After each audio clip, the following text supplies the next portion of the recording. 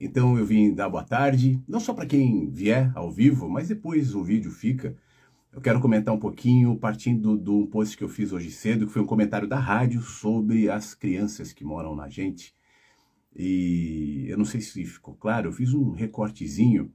Esse comentário surgiu a partir de uma pergunta do Luiz, um ouvinte, e querendo saber o seguinte: vem cá, como é que é ser adulto?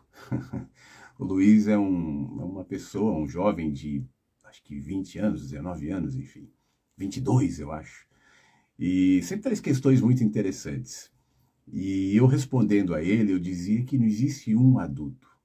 Talvez o adulto seja essa coleção de significados que nós vamos dando enquanto vivemos. Nós somos essa resposta, né? O cara que vos fala hoje é a somatória de escolhas, de movimentos, de desvios, de idas e vindas e respostas que eu fui dando ao longo da minha vida. E essas respostas foram dadas por muitos eus que ainda vivem em mim. Eu sou uma espécie de cápsula, todos nós, né?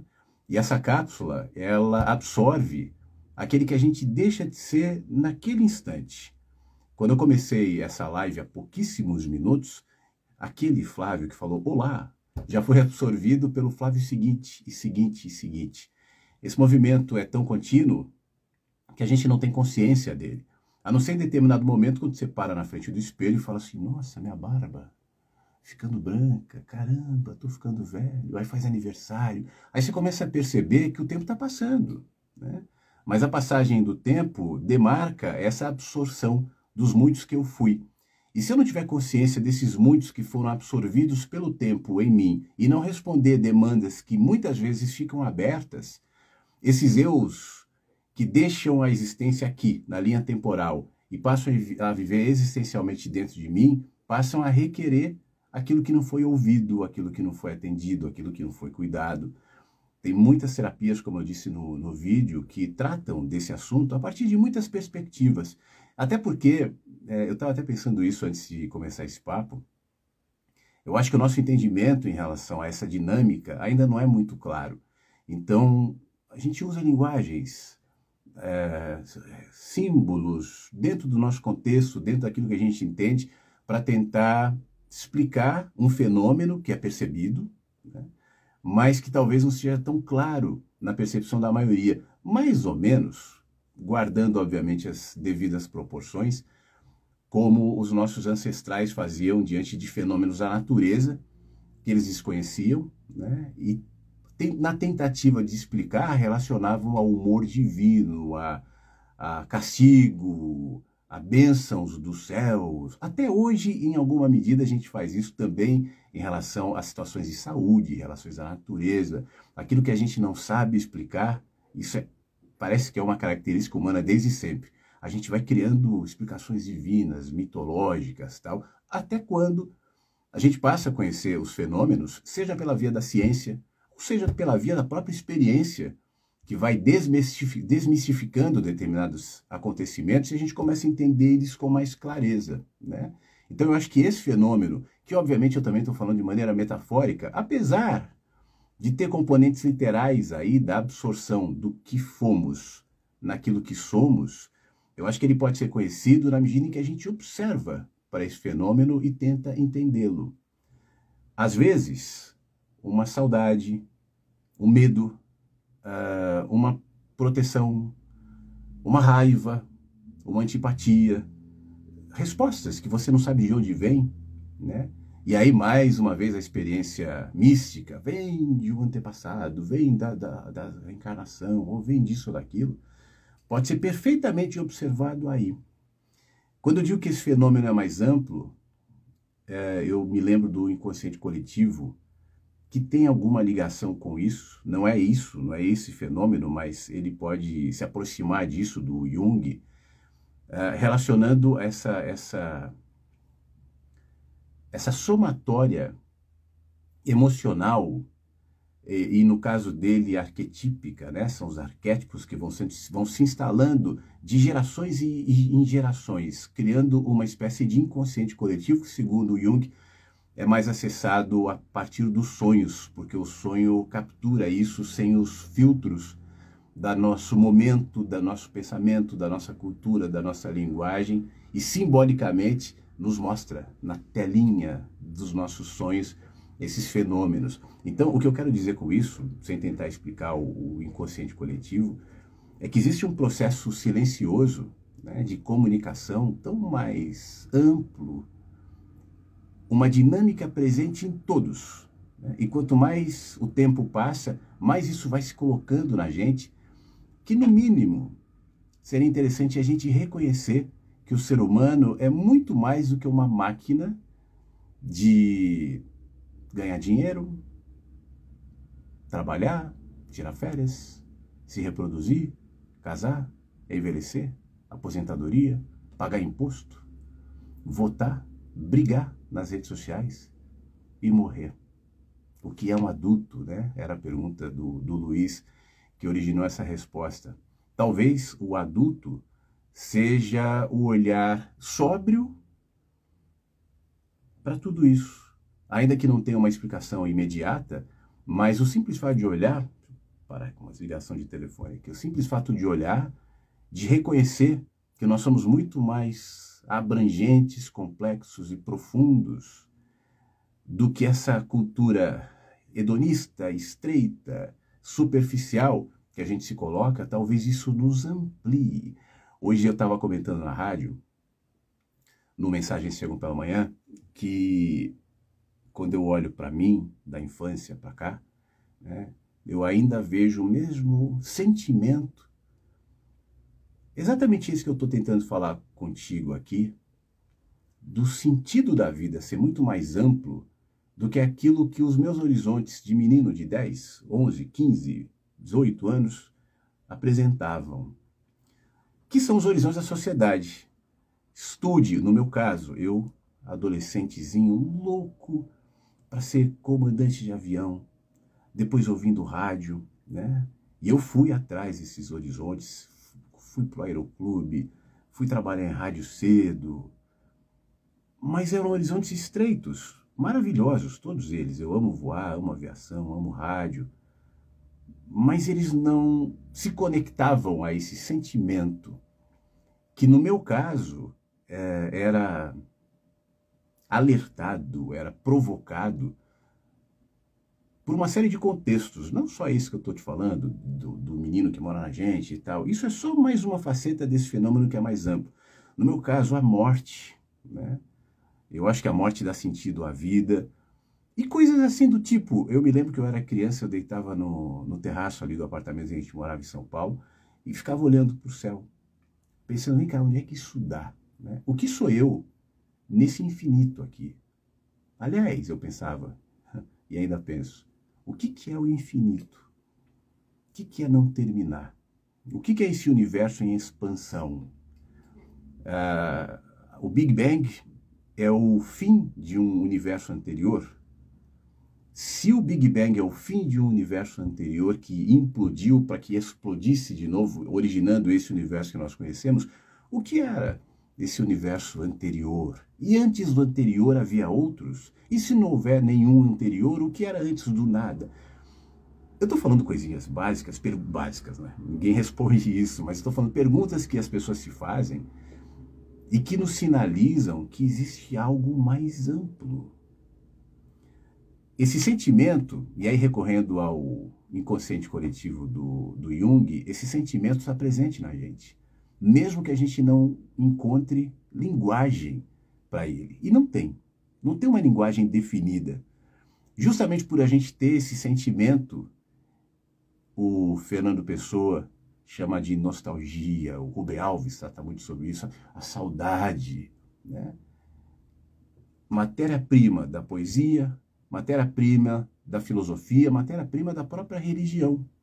A religião, a filosofia, a ciência, apesar de serem aspectos diferentes, linguagens muito diferentes, com propósitos diferentes, mas no fundo tentam responder essa dimensão do incognoscível, que vive na gente e se projeta nisso, no céu estrelado, nos pensamentos sobre o infinito, na situação da absorção dos que fomos para essa cápsula que é o meu corpo, que sou, na religião, na filosofia, na ciência. E a partir disso a gente vai dando significados que tem mais a ver conosco. Enfim, eu quis falar um pouco sobre esse post mais cedo, eu não vou me estender muito. Eu vi que teve gente falando aqui. Deixa eu colocar o meu óculos para ler melhor. E agradecer. Deixa eu ver, eu vou falar só quem está comentando. Nossa, eu tenho que tomar um cuidado que eu aperto essa tela aqui, eu quase que saio do... Ó, o Luiz está aí, ó. Fala, Luiz, o autor da pergunta. Rodrigo Cevoz, fala, Flávio. Fala, Luiz. Rodrigo. O Léo mandou uma solicitação para participar ao vivo. Como é que funciona isso, hein? Eu não sei como é que é. Ver, aí aperto aqui, entra. Eu não sei. Eu sou meio esquisito no Instagram. Rafael, não somos, apenas estamos. Ele pergunta, não somos, apenas estamos. Somos muitos, né? Somos muitos. Somos a síntese dos que viemos até aqui. Somos muitas respostas. Aliás, o Rafael, eu sou a resposta às minhas questões, aos meus pensamentos, né? Mas também dos meus pais, dos meus avós, dos meus bisavós, das gerações anteriores. E todas elas, né? Quando você começa a tentar enxergar a teia que liga as gerações, os movimentos de antepassados próximos, que você sabe, seus pais se conheceram assim, seus avós, seus bisavós, tal. Mas você vai puxando isso, você vai chegar em toda a humanidade, né? Resposta de um ser pré-histórico ali da caverna, que desencadeou uma outra resposta, e uma outra, e uma outra, e uma outra, que na linha do tempo ficou tão longe da gente que a gente não consegue mensurar que somos a resposta da mesma situação até, né?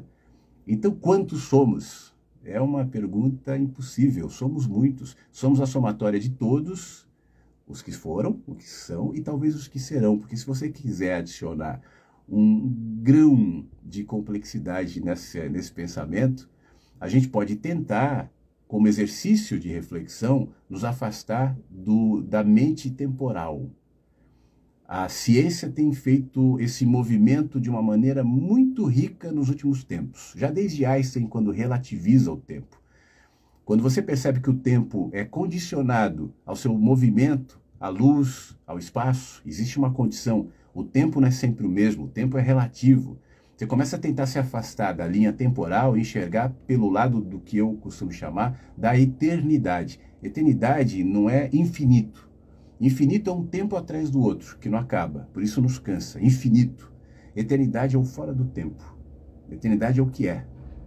A vida é eterna. Talvez a vida não seja infinita, mas a vida é eterna. Enxergar a vida para fora da jurisdição do tempo é adicionar um pouco de complexidade a esse entendimento de quem é você. Porque nesse sentido eu posso ousar dizer que eu sou você também. Separado por membranas, que são os corpos, as peles, perspectivas diferentes. Mas talvez no fim das contas somos todos um. A gente pode viajar um monte nisso, mas obviamente não numa live no meio da tarde, né? Fala, Nicolas, obrigado pelas palavras. Crebes. Flávio, uma pergunta aleatória. A pergunta dele. Você se considera uma lenda do rádio? Aqui em São Paulo, muitos radialistas se consideram por tantas rádios feitas, com tanta maestria. A Sul América Trânsito foi a rádio mais difícil. Pô, que pergunta difícil. E obrigado, aliás, que lisonjeiro. Obviamente que não, né? Lenda. Eu tô aqui. Lenda é aquela história que a gente conta, que a gente não sabe se foi verdade ou não, do passado e tal. Mas eu trabalhei em muitas rádios, eu fiz muitos amigos, eu estive muito tempo no ar. E eu tenho saudade do tempo de rádio em São Paulo, claro que sim. Tudo passa, né? Esse tempo de rádio em São Paulo, eu também nunca posso dizer nunca, mas provavelmente passou. A Sul América Trânsito, eu não sei dizer se foi a mais difícil, porque, assim, tem fases da vida. Quando eu entrei na Jovem Pan, eu tinha 19 anos.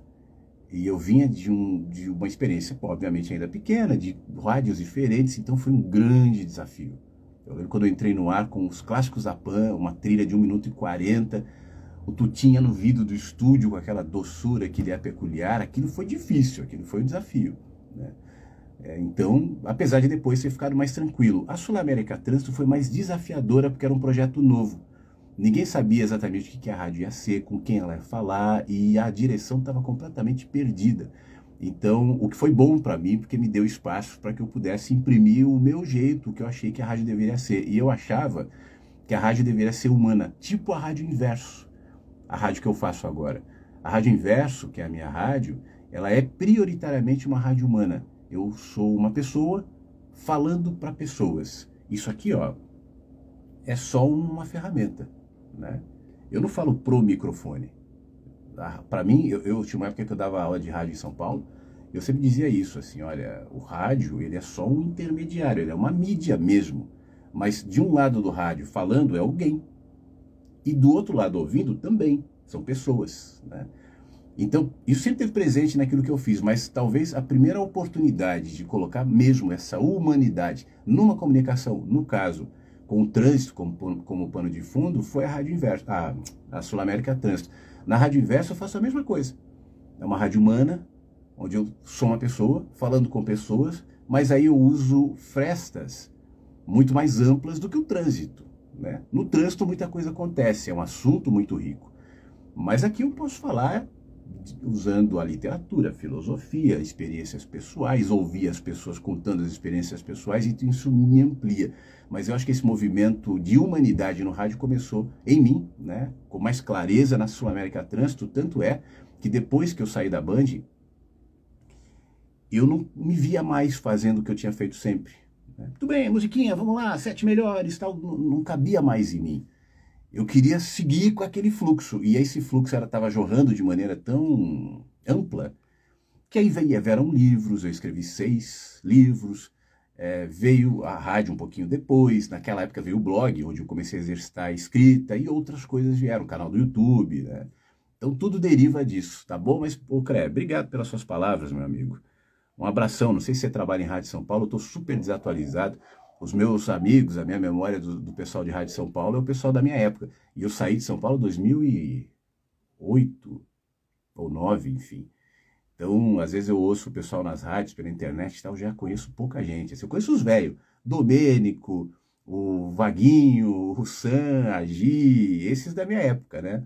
O Emílio, enfim, o pessoal do meu tempo, assim. Mas agora, apesar desse pessoal ser um pouquinho mais velho que eu, mas trabalhamos juntos, né? O pessoal da 97, o Silvio Ribeiro, esse pessoal aí eu tenho muito carinho e lembro. Agora, os mais novos eu ainda não sei muito bem. A Ju não é velha, né? A Ju é menina ainda, a Ju faz a Mix, a Ju Molina. Mas a gente trabalhou junto na Nova Brasil. A Ju tá sempre aqui na internet também. Elisa, a experiência humana é muito curta. Eu acredito que a coisa que habita o corpo humano carrega algo interminável e indescritível. Esse sentido, Elisa, da experiência humana ser curta, é o que dá sentido para a vida. Você sabe que eu costumo dizer que a gente nunca vai se pacificar e nem entender a morte se a gente tentar enxergar a morte isoladamente e antagônica à vida. A vida é uma coisa, a morte é outra. Eu acho que não. Deixa eu ligar um ventiladorzinho aqui, porque aqui tô ficando suadão. Vida e morte são expressões de uma coisa só. Olhando sob a perspectiva do tempo, eu vejo com antagonismo, né? Mas tudo que existe no tempo tem uma característica, tudo, que é o começo, o meio e o fim. A morte determina o desfecho de algo que está inserido no tempo, mas não na eternidade, que não é o conceito de infinito, como eu falei agora há pouco. Eternidade é algo que está fora do tempo. O que está fora do tempo não precisa ser balizado pelos sinais do tempo, entre eles o fim. Mas a morte, ela só nos mete medo, na minha opinião, porque a gente carrega uma ambivalência natural que é muito, muito curiosa, que de um lado nós sabemos que somos finitos e o tempo está esgotando, né? Mas por outro lado a gente carrega dimensões eternas, que pode ser chamado de alma, de psique, de um monte de nome. Eu prefiro não dar nome. Você falou coisa, eu gosto desse nome. Você falou coisa que habita o corpo. Eu uso essa expressão às vezes, vem do Saramago. Saramago dizia, dentro de nós tem uma coisa, e essa coisa as pessoas chamam de alma. Era mais ou menos assim a frase, eu não me lembro literalmente, mas o nome coisa é legal. Então, essa coisa que somos carrega dimensões da eternidade. Eu falava do inconsciente coletivo, percepções, arquétipos, respostas que não são minhas, mas, no entanto, estão em mim, né? Eu, fora do tempo, e, ao mesmo tempo, tudo isso acoplado num boneco, num avatar que terminará. Então, isso nos gera um medo. Quando eu extraio a situação do tempo e tento enxergar a morte sob a perspectiva da eternidade, ou seja, fora do tempo, então eu começo a entender que morte e vida são dimensões de uma coisa só. Em paz com a morte, eu me pacifico com a vida. Em paz com a vida, a morte ganha sentido. Eu deixo de ter medo da morte. Ela me lembra que esse cara que vos fala tem um tempo limitado. Então eu vou aproveitar esse corpo que eu tenho, porque eu não sei antes e não sei depois. Mas isso traz sentido para o meu caminho também. Uma vida, como se especula, como se tenta, a ciência trabalha muito para tentar criar seres imortais. Isso geraria uma série de discussões. Um dia a gente pode fazer uma live só falando sobre as implicações disso. Por falar nisso, do Saramago, eu falei agora há pouco dele, ele tem um livro muito legal que é o Intermitências da Morte, que fala sobre a morte resolveu fazer greve numa pequena cidade e o que isso gerou. Mas, enfim, faz parte, é importante, né? A morte não é uma aberração, como muitas pessoas sentem. Ela não é um castigo, nada. A morte é só um dado do tempo. Tudo que existe começa, termina e acaba. É só isso. Mas, como eu dizia agora há pouco, o tempo é relativo. Se o absoluto pode ser compreendido fora do estreitamento do tempo, né? Então eu tenho uma outra relação com a morte. Eu tenho um vídeo no YouTube chamado Você Não Vai para o Céu e Você Não Vai para o Inferno, onde eu falo sobre isso. Esse vídeo tem bastante visualizações, é um vídeo meio polêmico, porque as pessoas às vezes não entendem. Às vezes ela lê o título e pensa que já entendeu tudo, nem vê o vídeo e já entra lá me xingando. Você está contrariando a Bíblia, eu vou para o céu sim, você quer ir para o inferno, vai você. E não estou falando nada disso. Mas depois vai lá, tá? Deixa eu ver se tem mais alguma questão, alguma pessoa falando. Fábio, como é que você tá, meu amigo? O Fábio participa direto da rádio. Fico muito feliz quando eu chego do trabalho e posso lhe ver ao vivo. Já vou ouvir a reprise no Mensagens que Chegam pela Manhã. Grande abraço, querido amigo. Obrigado, Fábio. O Fábio, outro dia, ele fez um comentário muito legal na rádio. Ele disse que, olha, eu passei a ouvir a rádio.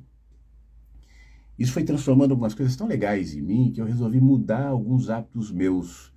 E aí ele fala sobre um jardim que ele construiu e ele fala sobre uma coisa muito emblemática. Ele disse assim, olha, eu tirei a televisão aqui da minha cozinha, dei para uma pessoa e no lugar da televisão eu construí uma janela.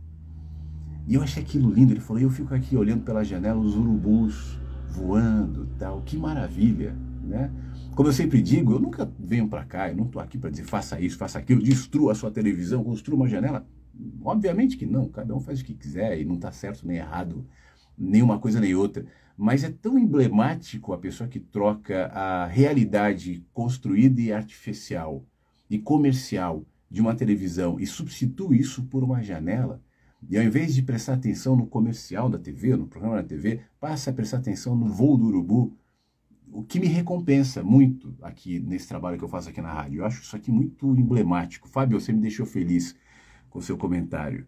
Tá bom? Obrigado. O Edu também, sempre na rádio. Fala, Edu. Participou hoje, inclusive. Curtindo o meu almoço também. Olha aí, agora a versão com óculos. Bem-vindo ao clube. Pois é a segunda live que eu faço. Eu botei óculos essa semana. Peguei no fim de semana. E eu estava sentindo, e é engraçado que depois que a gente põe o óculos, que a gente tem mais clareza nisso, né? A minha dificuldade é com letrinha. Ler as letrinhas aqui, livro, tal. Eu não estou usando óculos no dia a dia. Caminhando, dirigindo, na rua, isso eu não sinto falta. Mas nas letrinhas, aí eu começo a ver como eu estava enxergando mal. Porque agora, por exemplo, eu tiro o óculos para falar e tal. Aí eu volto para a letrinha e já não estou enxergando mais nada. Aí tem que botar o óculos de novo. Então é o processo, né? Mas eu tô gostando do óculos. Tá bom? A única coisa ruim da live é que fica esses reflexos aqui, ó. Isso aqui é ruim, mas faz parte. Sander Gogó, meu amigo, um abraço, Sander. Você tá bom? Sander, querido colega, amigo, aqui de Porto Alegre. Um abração pra você, tá bom? Estúdio Daniel SP, salve, grande Flávio. Fala, Daniel, tudo bem? Léo Coelho pediu aqui para participar ao vivo. Eu não sei muito bem como que é essa participação ao vivo. Se for para, de repente, dividir tela, então vamos fazer um dia assim, né? Eu faço uma live um dia para botar as participações ao vivo. Pode ser muito legal, eu nunca fiz isso, mas pode ser uma coisa interessante. Flávio, tu e o site Vagalume me ajudaram muito. Ô, Nicolas, que bom. Você está falando da Rádio Vagalume, né? Ô, Nicolas, a rádio, a web Rádio Vagalume, né? Ela só mudou de nome, mas é a mesma. Eu comecei a rádio, que hoje é a Rádio Inverso, isso há quase 10 anos, com o nome de Web Rádio Vagalume. E eu já estava sentindo vontade de mudar, porque é engraçado, né? Como esse trabalho é muito autoral, é muito humano, mudanças em mim vão promovendo mudanças no meu conteúdo também. E o nome Vagalume já não estava tão conectado com aquilo que eu queria fazer. Mas nesse meu tempo, o pessoal do site Vagalume, acho que ainda tem, né, de tradução de música e tal, entrou em contato comigo, dizendo, olha, tem muita gente confundindo a tua rádio com eles acham que tem uma rádio ali no site e tal, e me pediram para mudar o nome.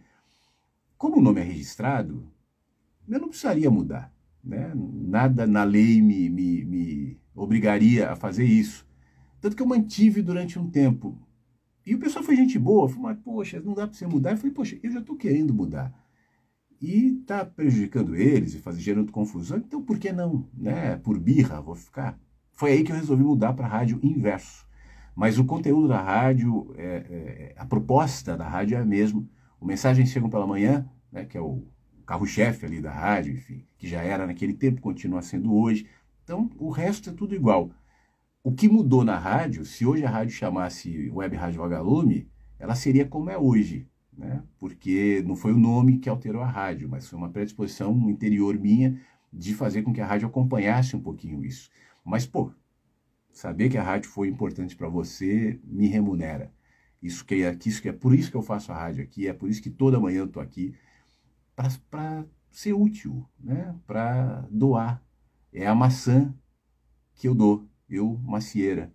É aquele exemplo que eu dou sempre, uma árvore, ela dá aquele fruto só porque ela é árvore. E eu dou essa rádio só porque é o fruto que eu dou. Enfim, que bom. Rodrigo, a passagem do Flávio pelo programa do Caio foi incrível também, se agregou demais. Pô, Rodrigo, muito obrigado. Foi um tempo muito especial. Durou de 2010 a 2012, eu acho. Foram 2 anos e meio.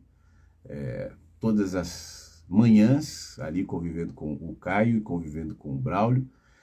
Mas como eu disse, né, a gente vai mudando. E quando a gente muda, as perspectivas também vão alterando. Então é necessário o movimento, é necessário caminhar, até para que você desenvolva outros olhares que já estão instalados aqui, outra linguagem. Eu, naquele tempo, especialmente depois que eu saí de Brasília, havia uma cobrança de um público específico, que é o público que acompanha o Caio, e que não entendia muito o que eu estava fazendo, né? E que esperava que eu continuasse exatamente dentro daquela linguagem, daquele formato, daquilo que era bom, mas que para mim era para aquele momento que servia lá. Eu quis caminhar, eu quis continuar e eu quis ter a liberdade de ser herege. Naquele tempo me chamavam muito de herege. E hoje eu considero isso, não o Caio, obviamente, que sempre foi um cara muito gente boa e muito querido comigo, mas parte do público, né? Herege, isso é uma heresia, até hoje, assim, tanto que as pessoas do caminho, né, parte das pessoas que acompanhavam lá, me tratam com alguma revelia, com algum desconforto e tal. Então não fazia mais sentido eu ficar dentro daquela linguagem, daquela configuração. Eu sinto que o Caio, que eu amo, né, que é um cara que sempre foi muito generoso comigo e que só tenho coisas boas para falar, tenho saudade dele, da família dele, da Adriana, dos filhos, netos, tal, da mãe do Caio. Eu conheci o Caio a partir da mãe do Caio, a dona Laci, que conheceu a minha mãe. Qualquer dia eu conto essa história. Eu me aproximei do Caio, na realidade, por conta disso. Eu conheci a distância, mas me aproximei por conta disso. Mas ele segue numa direção, num caminho tal, que hoje eu sinto que não é o meu, né? Então, por isso, a gente não tem essa aproximação, né, nos conteúdos de internet, de Instagram e tal, mas eu acho que ele ocupa um papel necessário, importante, valioso, né? E nesse lugar onde ele está, e ele continua, eu torço muito para que ele continue e que dê super certo. Mas o meu lugar e o meu caminho é um movimento, né? Então, por isso não vejo mais a possibilidade de estar fazendo ali e tal, enfim. Tá bom? Obrigado, Rodrigo. Para mim, a morte é uma piada de mau gosto. Nicolas, o dia que você deixar de ver a morte como uma piada de mau gosto, entender a morte como uma outra expressão da vida, ela deixa de ser de mau gosto, é claro. Né? Ninguém gosta da morte, ninguém quer morrer.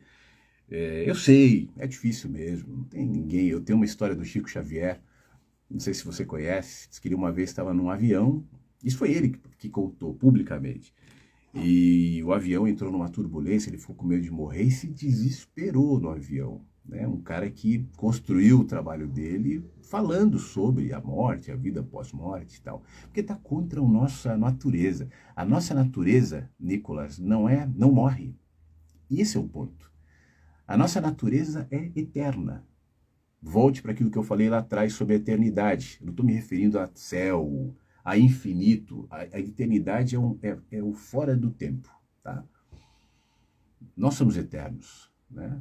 Seja lá o que significa o eterno e outra, se eu estou tirando do tempo, eu também não estou anexando a esse entendimento de eternidade e espaço. Tempo e espaço estão em outra categoria. Então, isso quer dizer que, então se você é eterno, quando você morrer, você vai para onde? O quando e o vai são perguntas do tempo. O eterno é um momento só. O que mais se assemelha ao eterno, na nossa experiência cotidiana, é o agora. O agora não termina nunca. Na minha percepção, o agora está sendo substituído pelo futuro. E ele é trocado e vira passado. Mas isso também é uma descrição temporal. Se você parar e refletir sobre isso, o agora simplesmente é. É isso que eu considero eternidade. E nesse sentido, a vida é eterna. Mas a gente envelhece, a gente morre, porque o corpo é uma construção temporal também. A ambivalência nos faz pensar isso. A morte é uma piada de mau gosto. Eu entendo melhor a morte quando eu me pacifico com o agora. Entendeu a chave aí? A vida, o agora. Então eu me conecto à eternidade, que mais se assemelha ao agora. E aí eu me pacifico. Enfim. Obrigado, viu, Nicolas? Por isso que eu essas religiões, essas ideias, esse papo de ficar discutindo morte, o que é a morte, para onde vamos, eu acho que isso só gera angústia. Porque você, a partir do tempo, tenta analisar com a mente temporal o que é o pós. Pós também é espaço, tempo e espaço. E aí a sua porção eterna, diante da racionalidade de quem tenta entender mentalmente o que é a morte, se angustia. Né? Eu vejo muita gente falando assim, olha, depois que eu passei a estudar, eu fiquei mais tranquilo, tal. Eu não sei, eu não vou questionar as pessoas. Mas essa tranquilidade me parece que só se mantém diante dessa racionalidade, desse estudo. Né? Não é uma situação de existência. Eu simplesmente não penso nisso como o animal. O animal não está pensando, ele não está estudando a morte.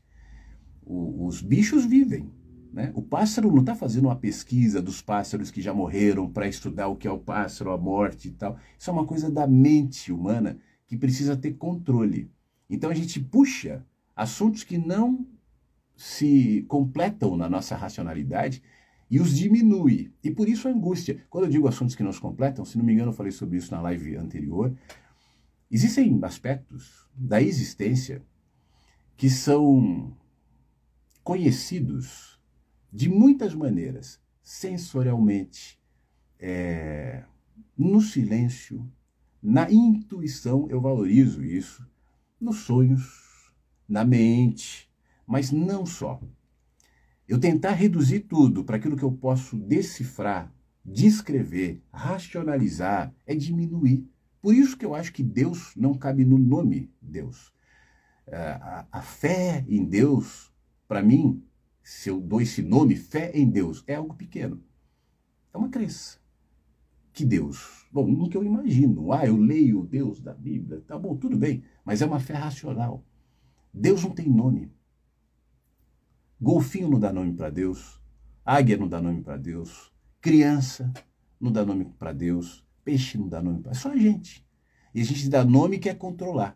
Deus gosta, Deus não gosta, Deus é, Deus não é. Você crê em Deus ou você não crê em Deus? Se você não crê em Deus, você não tem moralidade. Como você pode ter conceitos de bem ou de mal se você não crê? E a gente vai racionalizando algo que está para além da racionalidade.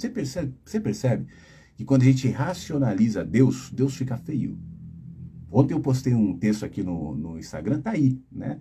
Falando sobre o perigo das pessoas que pensam conhecer a vontade de Deus. Esses são os mais perigosos.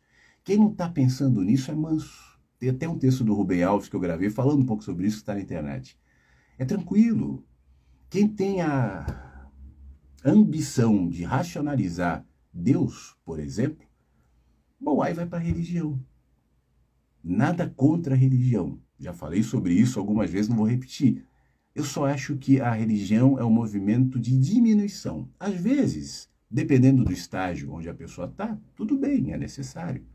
Beleza. E tem gente que sempre vai ficar lá, tudo bem. Eu me lembro algumas pessoas próximas, tal. Uma vez estava falando sobre essas pessoas com a minha mãe e ela angustiada. Mas o que eu faço? Essas pessoas que eu tanto amo, mas tão assim. Eu falei, deixa, porque essas pessoas, sem isso, vão pirar. Então tudo bem, faz parte. Todos nós temos as nossas muletas. Isso aí as caixas, né? Isso é para todo mundo. Ninguém está fora disso, ninguém está livre disso. Então não é um comentário de superioridade. A questão é, se a caixa ficou pequena, eu vou para uma maior. Só isso. Eu não preciso ficar na caixinha apertada só porque alguém me diz que é o certo. Eu pulo para outra, e depois para outra, e depois para outra. Não há limites para a expansão de caixas. Tiago, curte o seu conteúdo, me ajudam muito. Santo André, em São Paulo. Pô, Tiago, que bom. Obrigado por me dizer. Tá bom? Rodrigo Mota. Por falar em estiloso. Tudo bem, Rodrigo? Beijo para você, pra Ju, pro tio Fernando, pra Malu, pra todo mundo aí, tá? Anderson, querido. Flávio, Rodrigo, quando é que você vai vir aqui, hein? Você tá falando que vem, não vem? Contar teu passado, hein, Rodrigo? É isso que você quer? Rodrigo é meu primo irmão. Anderson, querido, fala Flávio, satisfação te ouvir aqui também. Anderson, satisfação é toda minha. Muito obrigado. Obrigado pelas participações na rádio, pelos comentários sempre, tá? Deixa eu ver quem mais está falando aqui. Meu amigo Osíris Marins, acenou. Quanto tempo, Osíris? Um abração para você, meu amigo Osíris, está sempre ligado aqui também. É isso, né? Acho que eu vim para falar um pouquinho só, acabamos falando mais. Aguardando o convite, tá feito, hein, Rodrigo? Convite na live. Venha quando quiser, tá bom? Mas é isso, obrigado. É claro que esse vídeo fica aqui depois, né? Então tem pouca gente na live, depois o vídeo fica. Se você veio no vídeo e não na live, acessa a rádio. É o que eu sempre lembro, esses papos que a gente tem, eles são feitos de uma maneira muito mais ampla e livre na rádio. Eu costumo dizer que os meus conteúdos basicamente estão na rádio, eu tenho me dedicado mais a ela, porque tudo tem uma linguagem, né? Todo meio, toda mídia tem uma linguagem própria. O Instagram não é diferente dos outros meios, mas a linguagem do Instagram, na minha percepção, ou pelo menos para o que me proponho a fazer, eu acho ela muito apertada. Eu me sinto meio sem ar aqui, sabe? Então eu preciso de um espaço mais amplo. Por isso eu mantenho a rádio, né? Porque ali eu me estico, literalmente, né? Ali eu fico à vontade para falar, para ouvir. Por exemplo, agora eu vi algumas pessoas falando de entrar, de fazer convite e tal. Eu até acho que é legal fazer isso depois, eu vou ver direito como é que isso funciona, mas a gente pode pensar nisso sim.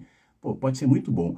Mas na rádio, aí as participações são à vontade, as pessoas mandam um WhatsApp, falam o que querem e tal, e isso é muito bom. Então eu te convido a conhecer a Rádio Inverso, tá? radioinverso.com, e participar também qualquer hora. Continuo achando maravilhoso tudo que você fala. Obrigado, Marta. Um abração para você. Flavião, tem como deixar de ser tão racional? O Luiz pergunta. Tem, Luiz. eu vou responder o Luiz antes de dar tchau. Eu sou um cara racional, né? Muito. E eu não deixo de ser racional. É uma característica minha. Eu acho que a racionalidade, o pensamento, a mente, são instrumentos que nós devemos usar. Nós temos isso. Isso pode ser muito útil. A racionalidade trouxe a humanidade para compreensões maravilhosas, né? Quantas coisas a gente produziu. Olhe para a ciência de 2023. Eu costumo dizer que a ciência de 2023 está engatinhando ainda. Porque quando chegar em 2050, 100, 200, isso aqui vai ser brincadeira de criança. Mas é maravilhosa. Eu não imaginaria há 20 anos estar sentado no meu estúdio, olhando para o meu telefone e falando contigo e com outras pessoas, e depois isso vai ficar. Eu acho fantástico na minha rádio. Quando eu imaginaria que um dia eu teria a minha rádio, porque até então precisaria da concessão do governo, né? Eu sei que os governos, eu sei que as empresas, enfim, tem muita gente querendo criar travas para que a internet não seja mais livre, e eu acho que é uma questão de tempo para que isso aconteça. Mas, por enquanto, nós temos liberdade para isso, e é fantástico. Tudo isso é um caminho feito pela racionalidade.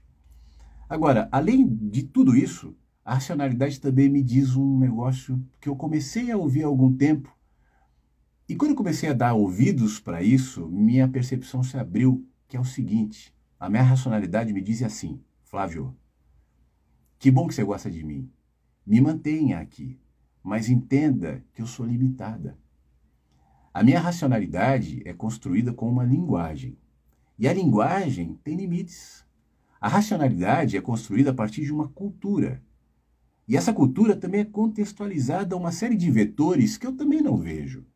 A minha racionalidade sofre influência do meio onde eu vivo, do lugar onde eu nasci, dos pais que eu tenho, do que eu estudei, dos trabalhos que eu tive, das pessoas que eu me relacionei. Tem tanta coisa ali que interfere na minha racionalidade que me leva a crer que, pelo fato de eu ser limitado, limitado ao tempo, limitado ao espaço, limitado aos sentidos que eu tenho, a audição, a percepção, eu não estou vendo uma série... Bom, olha, um limite meu, a minha visão está limitada, eu preciso de um óculos para enxergar aqui melhor. Limitado na audição, eu não percebo determinadas frequências de som, eu sou limitado, a minha mente é limitada. O que eu sei de história? O que me dizem, o que eu leio. Eu não estava na independência do Brasil, nem quando Álvares Cabral chegou na ilha e foi recebido pelos índios. Eu não estava, eu li. Eu não sei as histórias bíblicas todas, eu li. Tudo que a gente sabe de mitologia, de passado, de história, ainda que seja uma história recente, a ditadura militar. Tem gente viva que nos conta como foi difícil aquele período, mas eu também não estava lá. Aliás, eu nasci, né, no período ainda que era considerado dentro da ditadura, mas já mais branda, já perto, se encaminhando para o fim, para as diretas já. E tudo isso é história. Eu vejo a partir de uma perspectiva. A minha racionalidade me diz isso. E aí chega um ponto que eu, ao ouvi-la e a perceber esse limite, eu começo a intuir o seguinte: bom, se minha racionalidade é limitada, então deve existir um outro jeito de perceber as coisas que não seja restrito a esse meio tão estreito de pensar. Nesse momento, como tudo é relativo, eu percebo que os meus pensamentos também são, porque eles são contextualizados por conta desses vetores todos que eu descrevi a você. Sendo assim, é possível que existam dimensões de sensorialidades e de percepções que obviamente serão filtrados pela minha racionalidade, porque a questão não se trata de ser irracional, que vai me ampliar o entendimento. Então eu me abro para outros movimentos intuitivos, racionais, mas não só. Eu começo a prestar atenção nos meus sonhos. Eu começo a prestar atenção nos pequenos sinais da vida que talvez não sejam tão ligados a uma pedagogia mental e racional, mas que são ricos em ensinamento. Eu chamo isso de sabedoria. Existe uma diferença entre inteligência e sabedoria. O computador e a inteligência artificial, que está sendo desenvolvida cada vez mais apuradamente, é inteligente. Sabe números, dados, faz conexões. Isso é maravilhoso. Mas talvez ela não tenha sabedoria, que é a percepção dos nuances, do sentido das coisas. dar sentido para as coisas. Isso não se faz com programas de computador, nem com leituras, nem com livros. Eu posso absorver toda a academia do mundo, todos os livros do mundo, conhecer todos os filósofos, todos os autores, mas isso não me traz sabedoria. Minha mente não me traz sabedoria, mas ela pode processar as experiências de significado que eu vou dando no meu caminho para que isso se transforme em inteligência também. Então uma coisa não destrói a outra. Eu não preciso apagar a minha mente. Eu não gosto dessas caras que falam, anule a sua mente, não, os seus pensamentos. Para mim isso é história de quem quer manipular. Não pense. Que a sua mente seja o filtro das suas experiências, sensoriais inclusive. Eu sinto isso como uma ampliação de inteligência. A racionalidade pura e estreita, ela vai até certo ponto. Por isso, para concluir, eu percebo na história tanta gente inteligente que se frustrou com a própria inteligência e que percebeu a sua própria inteligência te levando para um precipício, para um caminho de depressão e de niilismo completo em relação a tudo, porque a inteligência por si só, sem o apoio das emoções, das intuições, de percepções sensoriais, do sentir, do se permitir sentir, só a inteligência, ela me leva para o abismo. O sentir, por exemplo, é um bom exemplo. Eu gosto, de vez em quando, de sentar aqui numa praça que tem aqui em cima, eu tiro a camisa lá e fico no sol. Eu não estou pensando. Isso não é racional. É físico, é sentir. E isso também é um tipo de inteligência. Me deixa mais leve, inclusive para pensar. Você entende? Então não é uma coisa ou outra. É entender com sabedoria, equilíbrio, como eu posso harmonizar a minha racionalidade e a minha dimensão mais ampla, que eu posso chamar até, Luiz, se quiser, de espiritualidade, né? A espiritualidade, para mim, não é uma dimensão que se acopla a uma crença. Espiritualidade da religião, da seita, do guru, das práticas, dos rituais. Para mim, espiritualidade é um passo além disso. E está justamente ligada a essa amplitude de percepção e de conexão com a vida. Não só da natureza, mas entre nós humanos aqui. Tá bom? Botei o óculos de novo, porque eu vi que tem mais gente falando aqui, então deixa eu ler mais alguns comentários. Se eu voltar aqui para o Luiz... Ariadne, Ariadne, tudo bem? Boa pergunta, hein, Luiz? Bom você aqui, Ariadne. Ariadne, ela era ouvinte lá em... Quando, Ariadne? 97, eu acho, na Transamérica. Acho que é 97, né? Que legal, é muito legal essa coisa de você segue e as pessoas vão acompanhando em alguma maneira, né? Às vezes mais perto, às vezes menos perto, mas isso é uma das coisas muito boas que o rádio traz. Sou casado há 21 anos, minha esposa sempre foi evangélica, eu consigo entender e respeitar suas opções e escolhas, mas sinto que ela tem muita dificuldade de entender minha racionalidade sobre fé. Anderson, eu entendo.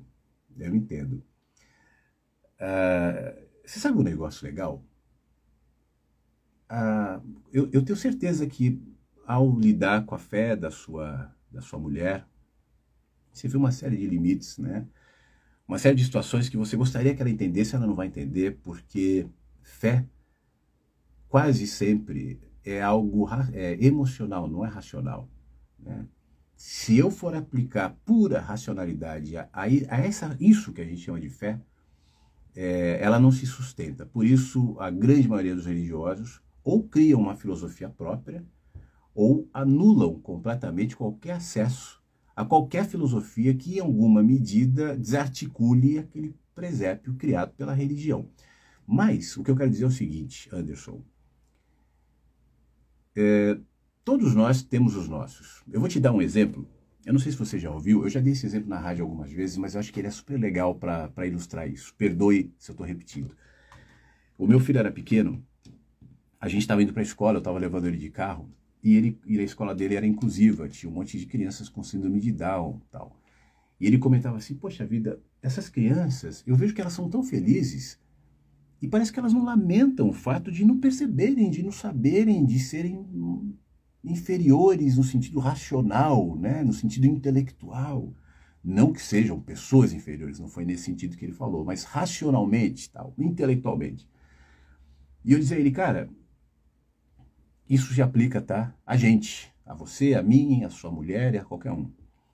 Vamos imaginar que existe uma escala de conhecimento universal, né, que vai de 0 a 1 milhão, para ser reducionista.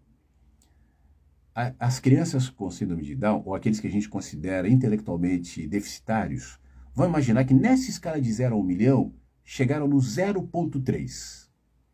Nós, pessoas medianas, chegamos no 0,4. E os gênios da humanidade, 0,6. E os ultra gênios, 0,9. Agora, na escala de 0 a 1 milhão, faz sentido quem está no 0,9 olhar para quem está no 0,3 e dizer você é um inferior? Porque nenhum de nós sabe. Agora, apesar disso, o que une vocês? Né? Vocês se casaram um dia, vocês estão juntos há 21 anos. Então tem muitas coisas legais. E essas que conectam vocês, na minha opinião, são superiores a essas que diferenciam vocês. Porque as que diferenciam está dentro desse percentual de 0,3 a 0,9. Então isso vai deixar de ter tanta importância para que o resto, que realmente é importante, os aproxime. Né? Pensando assim, eu acho que você vai ter um pouco mais de facilidade de lidar com os limites dela, como ela provavelmente lida com alguns teus, e assim é entre todos nós. Tá bom? Agora, é claro, tolerância, respeito, entendimento é algo que pode ser discutido, conversado, melhorado, né? E eu acho que aí, independentemente da religião, de quem quer que seja, acho que é necessário para boa convivência, quanto mais de um casal, né? Anderson, um abração mais uma vez, tá? Obrigado, meu amigo. Adriana, deixa eu ver o que a Adriana está falando aqui. Eu sigo uma filosofia que se chama racionalismo cristão. Gosto muito, pois não gosto de religião, e essa filosofia é muito boa. Que bom, Adriana, tá bom. Eu não conheço muito sobre essa filosofia, ela continua aqui. Espiritualidade não tem a ver com religião, nem religiosidade, na minha opinião, claro que não. A única questão, Adriana, é que às vezes, assim, a religião, por conta de uma série de situações e desmandos históricos, né, nem tão no passado assim, ela foi deixando de ser a única resposta para a grande maioria das pessoas. Porque assim, até poucos séculos atrás, ou até menos, talvez um século atrás, a religião era a resposta para tudo. Era a religião que orientava a política, que orientava as relações, as trocas, os comércios. O padre ou o sacerdote era a pessoa mais importante na cidade, o papa, o mais importante daquele continente. Os reis muitas vezes se curvavam aos papas. Houve uma grande melhora a partir de pouco depois da Idade Média, quando a gente começou a entender uma outra linguagem, que é a linguagem científica, que foi se desenvolvendo e aos poucos virando um oráculo também. A ciência se transformou em religião para muita gente, e a religião tradicional virou uma coisa tóxica. Eu não acho que a ciência deve virar religião, e também não acho que a religião deve ser tóxica. Eu só acho que tanto uma quanto outra, apesar de serem coisas diferentes, são olhares, são interpretações, são respostas diferentes para pessoas que querem entender, afinal de contas, o que é o mundo, o que é a vida. Eu não estou comparando a ciência e a religião, são coisas diferentes, mas são buscas de respostas. Mas isso fez com que a gente se afastasse do termo religião e tentasse adicionar à religiosidade outros termos. Então, espiritualidade, por exemplo, é uma tentativa de amenizar o peso de ser religioso. Eu não sou religioso, eu sou espiritualista. Mas eu vejo muita gente seguindo estreitos caminhos religiosos e chamando isso de ciência, chamando isso de outras coisas, né? Então a gente tem que tomar cuidado. E aí eu vou dizer por mim, tá? O que eu sinto. Eu não tenho religião, né? Não tenho religião, nem uma filosofia própria, um caminho próprio. Não porque eu acho que seja errado, mas é porque, como eu dizia lá atrás, quando eu estava falando de Brasília e tal, eu quero ter a liberdade de errar, se for o caso. Eu quero me sentir à vontade de ser um herege, se for o caso. porque o meu comprometimento é com aquilo que eu sou. E eu sei que na minha essência, aquilo que eu sou, a minha busca é sempre para melhorar e é sempre para acertar. Isso não quer dizer que eu não me sirva de ideias e valores que eventualmente a própria religião pode ventilar, pode estimular, mas não se reduzem àquilo. Quando eu falo sobre a mente, a racionalidade e o cérebro não serem detentores de todas as respostas, eu posso projetar esse entendimento para as instituições religiosas, inclusive. Elas podem, em parte, movimentar o meu rosto e me orientar um caminho. Mas é só isso, né? Se eu resolver que toda a verdade da vida está aqui nesse lugar, eu vou ser obrigado a fazer tantos ajustes, a não fazer perguntas. Eu vou ter medo de fazer perguntas, porque está tudo pronto, tudo respondido tal, e isso vai me diminuir. Eu estou falando de mim, né? Então eu prefiro a religião dos pássaros, dos golfinhos, dos peixes, dos lobos. Essa religião não tem nome. Ela não precisa de nome. Não tem que ter um rótulo. Não precisa. Mas isso é cristão, ou isso é panteísmo, ou isso não é. Ninguém está pensando nisso. Eu não penso nisso. Eu vivo isso. E para mim a religião, para mim, tá? É aquela que não tem nome, não tem placa, não tem sacerdotes, não tem templos, não tem certo e errado, só tem prática de vida. Eu não estou dizendo com isso que não existe certo e errado, né? Mas estou falando que a percepção do certo e errado é uma construção. Então, a religião que está sempre organizando isso e fazendo protocolos para o que é certo e errado, para mim, saem do campo daquilo que nós há pouco chamamos, então, de espiritualidade. Se há um roteiro, se há um caminho, especialmente se tratando desse assunto, não será o meu. E, pessoalmente, eu tenho um pouco de cuidado com essa mistura. Ciência, religião, são perspectivas diferentes. Eu falei agora há pouco, tanto uma quanto outra, estou tentando dar respostas, né? Mas tem muita religião que diz que é ciência. O espiritismo é um exemplo, né? O espiritismo não é ciência, é religião. Eu estava conversando com meu pai sobre isso esses dias. Meu pai, não é, porque existem estudos, tal. Eu falei, mas que estudos, pai? Não, porque tem um fulano que morreu no passado, e aí se reconheceu que aquele ser que ele disse que foi, existiu de fato, e houve um fenômeno aí que ele... Eu dizia a ele, pai, isso são fenômenos. Os fenômenos existem mesmo, tem muitos fenômenos, como diria Shakespeare, entre o céu e a terra que a gente não pode explicar, que a gente não sabe explicar, pelo menos não com o conhecimento que temos atualmente. Agora, eu reconhecer um fenômeno é uma coisa. Eu explicar o fenômeno interpretando que então, naturalmente, já que eu identifiquei isso, é isso, aí é outra coisa. Por isso o perigo de misturar uma coisa e outra. Enfim. Mas eu não conheço a sua, eu estou falando de maneira generalizada, tá bom? Obrigado. Simone, fala Simone. Flavinho, meu filho de 16 anos anda tão deprimido. Não sei como ajudar, eu converso com ele, mas parece que ele não quer sair dessa tristeza, vive se apaixonando e sofrendo. Eu gostaria de poder ajudar. Eu não sei se ela continua falando mais embaixo aqui. Não. Simone, existe um fenômeno atual, né, especialmente entre jovens, adolescentes, que é essa depressão. Ele é mais comum do que a gente gostaria que fosse. Acontece muito. E tem muitas razões para isso acontecer. Uma delas é a ultraexposição a conteúdos de telinha, né, de vídeo, virtualidade e o pouco contato com o sol, com a natureza, com as pessoas, as relações que vão se transformando em relações virtuais. Nós somos bichos, Simone, e os bichos precisam dos outros bichos.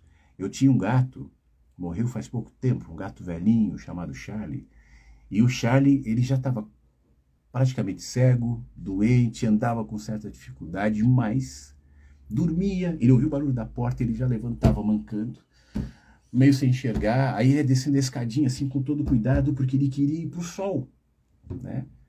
Bicho, nós também.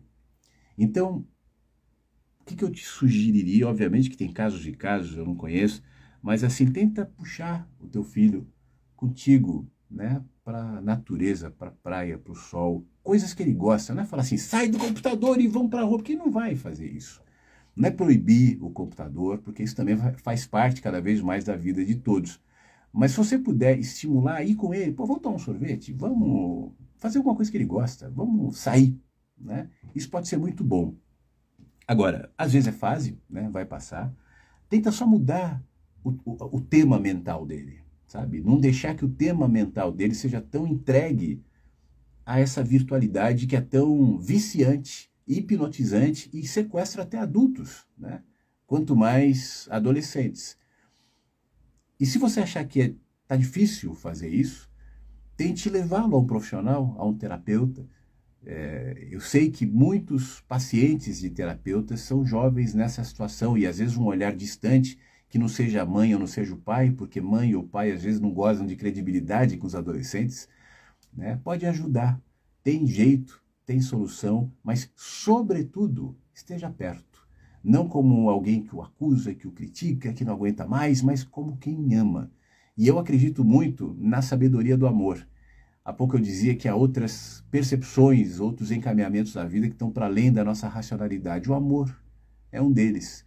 Quem ama entende o que fazer. Quem ama reconhece aquela demanda imediata e o próprio amor elabora a resposta adequada, ideal para aquele momento, para aquela história. Então, sobretudo, ame o seu filho. Esteja perto e disponível, deixando que ele identifique e se encontre descanso nesse amor. A partir daí o que você vai fazer, seja buscar ajuda de um profissional, seja estimular a viver um pouco mais, ainda que pouco, talvez não seja o ideal, mas uma vez, quem sabe jogar futebol em algum lugar, jogar vôlei, fazer algum esporte, enfim. Aos poucos ele vai saindo dessa caverna, só abraça o seu filho, literal e emocionalmente, só abraça e fique abraçado. Eu acho que falta isso, às vezes, para muito adolescente, que pais acabam se cansando, se afastando, se perdendo paciência, e a coisa vai ficando mais difícil. Tá bom, Simone? Manda um beijo pro seu filho, para você, que tudo fique bem, tá bom? B. Alves, boa tarde, B. Alves, tudo bem? Daqui a pouco eu vou ter que sair, eu tenho que gravar um negócio aqui, fazer algumas coisas. Daqui a pouco eu vou levar livro, ó. O Mensagens está à venda no site da Rádio Inverso. E hoje eu tenho que levar alguns por correio. Cadê? Ah, tá lá, já deixei pronto. Então já pego minha motinha e vou. Tão bom esse formato de conteúdo, sempre um bom momento para refletir. Pô, Tânia, que bom que você gosta. Eu tenho me adaptado a esse formato de conteúdo. Me passou pela cabeça, às vezes me passa, trazer a Rádio Inverso para cá. Porque é aqui que eu faço a rádio, né? Eu posso estar no ar, aqui na rádio, e ligar a câmera e fazer ao mesmo tempo. Mas eu gosto do ambiente do rádio. Eu não quero ter que ficar olhando para a câmera, preocupado com luz, tal. Então eu não me senti à vontade ainda para fazer os dois simultaneamente. Até porque isso faria com que mais gente saísse da rádio e ficasse no Instagram. E eu quero a rádio. Mas isso não me impede, né, de fazer o que eu fiz essa semana, pela segunda vez hoje, né, de vir aqui. Eu estou gostando de vir e, enfim, vamos ver. Mas obrigado pela dica. Eu li aqui a Simone falando que o filho tá junto, ouviu? Pô, que legal. Então, mais um beijo. Como é que chama o seu filho? Depois me conta aqui, tá bom? E para você, né, filho da Simone, às vezes é difícil mesmo, sabe? Às vezes a gente se sente mal. E eu sei que nessa fase tem tanta dúvida, né? Tem tanta questão, tem tanta coisa que a gente não sabe, né? Às vezes o mundo parece tão desafiador, porque você fica vendo as pessoas trabalhando, ganhando dinheiro, e eu? Como é que eu vou enfrentar a vida, o mundo? O que eu vou ser, né? Pô, isso cai como peso na gente, e esse peso enfraquece mesmo, esse peso gera, muitas vezes, medo, vontade de se esconder. O computador, as redes, são esconderijos. Aqui eu posso ser quem eu quiser, aqui ninguém está me vendo, aqui eu tenho segurança, distanciamento. Mas deixa eu dizer um negócio para você, para o filho da Simone. Poxa, a vida é linda. Sabe por quê? Quando eu tinha 16 anos, eu não fazia ideia do que eu ia viver aos 20. E se eu soubesse o que eu ia viver aos 20, talvez eu ficasse com medo. Mas que bom que eu não sabia. Porque aos 16 anos eu só tinha condições de enfrentar minha vida de 16 anos. Quando eu fiz 17, eu fui evoluindo para então viver e responder a vida de 17. E depois de 20, e depois de 30, e assim por diante. Então, para cada experiência, para cada dia, para cada momento, para cada fase da nossa vida, a gente tem um determinado suporte, uma determinada força que serve para aquele momento. Isso é para todo mundo, não é só para adolescente. Tem adulto que vê a vida e morre de medo, porque se esquece que a força para viver, ela é contida nesse dia. Por isso eu estava dizendo lá atrás sobre a coisa da eternidade, né? A eternidade é um momento agora só.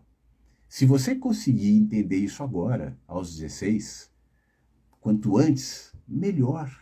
Porque você vai perceber que aí está um grande segredo de quem consegue viver em paz, apesar das dificuldades, os problemas, os desafios que todo mundo tem. Por que todo mundo tem dificuldade, desafio, problema e alguns se saem melhor do que outros? Eu acho que em grande parte por isso. Porque tem alguns que tentam enfrentar o problema que não veio com a força que tem agora. Mas a força que eu tenho agora é para agora. E não para o problema que não veio ainda. Porque eu nem sei se ele vai vir. Se vier, e quando vier, e como vier, amanhã outra força se adicionará. Porque é mais... Sabe aqueles joguinhos, daqueles bonequinhos que vão caminhando e vão colhendo o negocinho ali para ganhar força enquanto caminham? Eu falo um negócio velho que você não tem ideia do que é, mas tinha um joguinho chamado Atari, quando eu era criança, e tinha um joguinho chamado River Raid. Era o River Raid. Então um aviãozinho ia voando assim, e você tinha que abastecer ele, tinha uns negocinhos de abastecimento em voo. Se você ficasse muito tempo sem abastecer, ele começava a tocar um alarme, então tinha que passar no abastecimento para recuperar aquela energia e seguir adiante. Se eu, lá no início do voo, ficasse pensando lá no lugar final que eu fosse chegar, sem considerar os postos de abastecimento que eu ia encontrar no voo, meu avião ia explodir, eu não ia nem começar. Então eu precisava sair do aeroportinho ali, do ponto, né? Sobrevoava um rio, e ficar atento não ao problema lá na frente, mas atento aos postos de abastecimento. Você tem posto de abastecimento para hoje só. Abastece hoje, amanhã outro virá, depois e depois e depois e depois. Não atropela, não antecipa as coisas. Tá bom? Então tá. Isso vale para todo mundo, tá? Não é só para criança, não. É para todo mundo. Tá diferente de óculos, diz a Tiziana. Pois é, Tiziana. Mas eu gostei. Esse óculos é aquilo que eu estava falando agora há pouco, não sei se você estava aí. Por enquanto é só para ler. Por enquanto, né? Porque daqui a pouco... E eu comecei a usar essa semana, mas estou gostando. Pô, facilita um monte. Só depois de colocar o óculos é que eu vi como eu estava enxergando mal. Letrinha, livro e tal. Mas é isso. Obrigado, tá? Não tenho ideia de quanto tempo eu estou aqui, mas um beijo. Obrigado pelas pessoas que vieram, pelas perguntas, pelos comentários. Eu quero ver se eu desenvolvo essa história de botar gente. Porque na rádio, as pessoas participam ao vivo comigo, sem filtro, nada. Mandam um WhatsApp, eu já coloco direto no ar. Eu só ouço no ar junto com os outros ouvintes. Então isso é legal, essa imprevisibilidade, né? Essa participação espontânea das pessoas que pra gente, que está acostumado com rádio, é nossa casa, né? Eu não tenho o hábito com vídeo de fazer isso. Então, eu acho que de repente a próxima live que eu fizer, vou fazer desse jeito, tá? Quando eu ver alguém pedindo ali para entrar tal, eu vou ver se eu autorizo e a gente faz esse papo. Pode ser? Luan é o filho da Simone. Então, Luan, outro abraço para você. Fique bem, tá bom, Luan, Simone e todo mundo. Pessoal, obrigado. Um beijo para todo mundo. Obrigado pelo papo. É sempre muito agradável estar com você aqui. E não se esqueça, né, amanhã é feriado e em alguns lugares que tem água, tipo Porto Alegre tem o Rio Guaíba, então aqui vai ser feriado, é Nossa Senhora de Navegantes. Mas mesmo no feriado, às 8 da manhã, eu te espero na radioinverso.com para a gente seguir os nossos papos e evoluir para outros papos também. Tá bom? Essa live, eu acho que depois eu jogo para o YouTube também. Eu estou meio ausente no meu canal no YouTube, então estou aproveitando, como fiz na última, pego esse conteúdo e jogo no YouTube. Então um beijo para quem está no YouTube também. A Marta diz gratidão imensa, fantástico agora. E é isso mesmo, abastecer. Marta, para fechar, já dei tchau 15 vezes, mas aí vem uma coisa que acabou me puxando. Só para fechar, vou ficar até sem óculos, que eu não vou ler as próximas questões. Mas eu vivo dizendo na rádio que a gente não precisa de mais. Dizer isso não é comercial. Porque se você precisar de mais e eu disser, eu tenho a te oferecer o mais, compre o meu curso, leia o meu livro, ouça a minha rádio, siga a minha religião, ou faça qualquer coisa que eu disser para você fazer, eu vou te prender, eu vou gerar engajamento. Mas o que eu tenho dito é que a gente precisa de menos. O nosso problema é que a gente está sobrecarregado de ideias, de valores e pensamentos, de certezas, homens das muitas certezas que ficaram pesados demais, de arrogâncias. A gente sempre tem que ter opinião para tudo, a gente sempre considera algo ótimo ou horrível, tudo é do bem ou tudo é do mal, o maniqueísmo completo, as informações inúteis que são despejadas na gente o tempo inteiro. A política virou uma novela, você torce pro mocinho, você vai contra o bandido. A vida é difícil, pagar a conta é difícil, o trabalho é difícil, e isso tudo gera peso. O que realmente importa? Do que eu realmente preciso? Quais são mesmo as perguntas que eu preciso responder no meu dia a dia? E na medida em que eu olhar para isso com serenidade, eu vou entender que eu preciso de menos. Então eu começo a extrair e não adicionar, subtrair. Subtrair pesos. O voo, para você planar, você tem que estar leve. O navio, para continuar a navegação, também. Se você for jogando carga, você não voa, você não navega. E nós somos como o nosso celular. Aplicativos rodando o tempo inteiro, ele trava, ele esquenta. Eu tenho que tirar, eu tenho que limpar. Isso vale para tudo. Então, independentemente de quem seja você que está aí comigo, se aquieta, se acalma, menos. Você não precisa saber mais. Não é uma questão de algo que você não entendeu ainda. Uma psicologia, uma nova fórmula, um novo segredo que os antepassados, que os ETs virão para te ensinar, que o guru não sei quem, que o curso, não é nada disso, é menos. Só se aquietar. Você quer mestres para isso? Tem um monte. Natureza, bichos, pessoas com síndrome de Down, crianças, gente idosa que já se pacificou e sabe que a maioria dos corres que fez na vida eram inúteis. E aí chegou no fim da vida ou pacificado ou cético. Olhe para os pacificados e perceba que a gente precisa de menos. Não é ter grana porque o dia que eu for morar na praia, o dia que eu tiver isso, isso tudo é bobagem. Que bom, tomara que tenha. É legal, mas aprenda a colocar a coisa na prateleira correta, valores de importância. Os valores que a gente precisa desenvolver e aplicar na vida não são valores morais, do tipo, você é um pecador porque é certo, porque é errado, porque pode, porque não pode, Deus é justiça. Não, valor é saber o lugar de cada coisa. A prateleira correta eu coloco nas minhas prateleiras. Você tem ali o seu trabalho, tem a sua importância, a sua família, seu dinheiro, suas ambições, sua profissão, suas diversões, tudo isso, a religião. Tá certo, né? Mas será que você não está mudando tudo na mesma prateleira, está ficando pesado demais? Será que você não está invertendo coisas que são tão úteis e necessárias como o alimento, a água, coisas boas, numa prateleira mais próxima, para você poder recorrer? E nessas você está colocando coisas que você não vai usar agora e colocando as essenciais numa prateleira longe. Isso é sabedoria, é saber o lugar de cada coisa. É isso. E para que a gente entenda isso, a gente só precisa desacelerar, diminuir e revisar aquilo que para mim é valioso. Porque é o seguinte, é muito fácil eu elaborar críticas em relação ao sistema, à vida, ao mundo e ficar buscando caminhos. Né? Eu preciso ganhar um dinheiro, eu preciso ter esse trabalho, eu preciso fazer isso, eu preciso fazer aquilo, tudo bem. Agora, o que pouca gente faz, e é o que eu estimulo aqui na rádio, e de repente pode ser o teu caso, é o redirecionar essa crítica para como eu estou vivendo essa realidade, por que sou eu no mundo, que respostas eu dou no mundo, a partir do que eu escolho, o que eu faço, o que eu sou, o que eu vivo. Eu sou uma resposta, né? Que respostas eu dou? Eu estou tentando mudar o mundo. Pô, mas eu não mudo a mim. Eu só posso mudar a mim e não o mundo. Eu nem sei o que é o mundo. Eu não conheço a sua realidade, eu não conheço a sua rua. Eu não sei onde você está. O mundo é tão mais amplo do que eu posso entender e estar, não sei por livro, foto ou uma eventual viagem. Mas o mundo em que eu posso intervir é esse.